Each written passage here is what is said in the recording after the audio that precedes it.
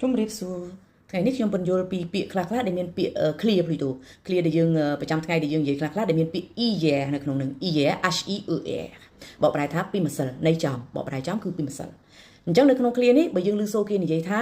le journal d'hier de hier អញ្ចឹងយើងលុបចេញយើងដាក់ apostrophe នៅកន្លែង d ណាវាទៅជាអានថា le journal d'hier le journal d'hier បកប្រែថាកាសែតដែលពីម្សិលមិញបានន័យថាកាសែតអានណាចេញពីម្សិលមិញ le journal d'hier មួយទៀត ça ne date pas d'hier សាបានតែជំនួសឲ្យរឿងរ៉ាវជំនួសឲ្យបញ្ហាជំនួសឲ្យproblem អីមួយអញ្ចឹងទៅអញ្ចឹង ça ne date pas d'hier ឬក៏ ça date pas d'hier ភាសានិយាយយើងអាចលុបនៅចេញបានតែមានន័យថារឿងរ៉ាវហ្នឹងវាកើតយូរហើយមិនមែនទៅកើតថ្មីនឹងទេ ça ne date pas d'hier មួយទៀតនៅពេលដែលយើងចង់និយាយថាខ្ញុំមិនមែនទៅក្មេងបៀមដៃទេខ្ញុំដឹងហើយរឿងរ៉ាវអស់ហ្នឹងខ្ញុំដឹងថាត្រូវធ្វើយ៉ាងម៉េចអីអញ្ចឹងទៅ je sais comment procéder je sais comment ça fonctionne ខ្ញុំមិនមែនអាយុ3ឆ្នាំ je ne suis pas né d'hier ណែមានបើសិនជាយើងអ្នកនិយាយជាមនុស្សស្រី je ne suis pas né d'hier clear នឹងពេញបើយើងនិយាយថា clear ដែលយើងចំណាំនិយាយថាភាសានិយាយយើងអត់បញ្ចេញសំឡេងនៅទេ je suis pas né d'hier បើយើងនិយាយភាសានិយាយចំតួតែម្ដង je suis វាទៅជា suis pas né d'hier មកខ្ញុំមិនមែនទៅកើតពីម្សិលមួយថ្ងៃក្មេងបៀមដៃទេ donc voilà clear ទាំង3ហ្នឹងគឺ ça ne date pas d'hier ça date pas d'hier le journal d'hier si vous entendez le même mot d'hier ហ្នឹងឯងនិងមួយទៀត je suis pas né d'hier je suis pas né d'hier មកណា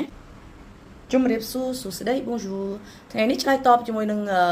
commentaire របស់បងស្រីឬក៏បងស្រីម្នាក់គាត់សួរថា c'est fou មានន័យថាម៉េចតើប្រើ fou នៅក្នុង clear c'est fou ហ្នឹងវាមានន័យដូច fou លេបឡប់ឈួតអឡៈហ្នឹងឬក៏អត់នៅក្នុង clear នេះអត់មានន័យអញ្ចឹងទេ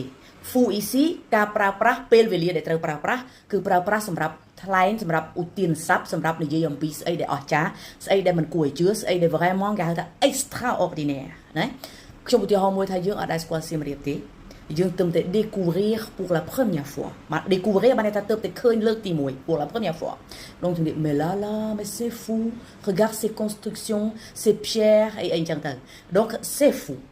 បានថាអស្ចារ្យមែនតើ c'est dingue មួយទៀតនិងមួយទៀតរបស់ c'est fou នោះគឺ verlang បានថាត្រឡប់អក្សរណា c'est ouf OUF c'est ouf c'est fou c'est dingue មួយទៀត c'est extraordinaire បានថា c'est magnifique c'est incomparable គឺវាល្អឥតខ្ចោះគ្មានអីរកមកបដូចបានគឺมันអាចដូចថាគឺវាអស្ចារ្យតែមែនតែម្ដង donc c'est fou ici មានន័យបែបហ្នឹងសម្រាប់រឿងរ៉ាវមួយដែលយើងមិនគួរឲ្យជឿក៏បានឧទាហរណ៍មួយថាខ្ញុំកំពុងតែធ្វើ clear អីមួយអញ្ចឹងតោះមកស្រាប់តែខ្ញុំឃើញពាក្យមួយដែលខ្ញុំអត់ដែរស្គាល់ទេពាក្យហ្នឹងមានន័យដូចអាស្អីដែលខ្ញុំរកឧទាហរណ៍ណា oh mais c'est fou ça j'ai jamais su que j'avais comme ça aussi បានថាអូអញ្ចឹងមានដែរណោះមិនគួរឲ្យជឿណែ donc c'est fou គឺមានន័យបែបហ្នឹងប្រើក្នុងលក្ខណៈអញ្ចឹងឯងក្នុង context ក្នុងមជ្ឈដ្ឋានបែបហ្នឹងឯង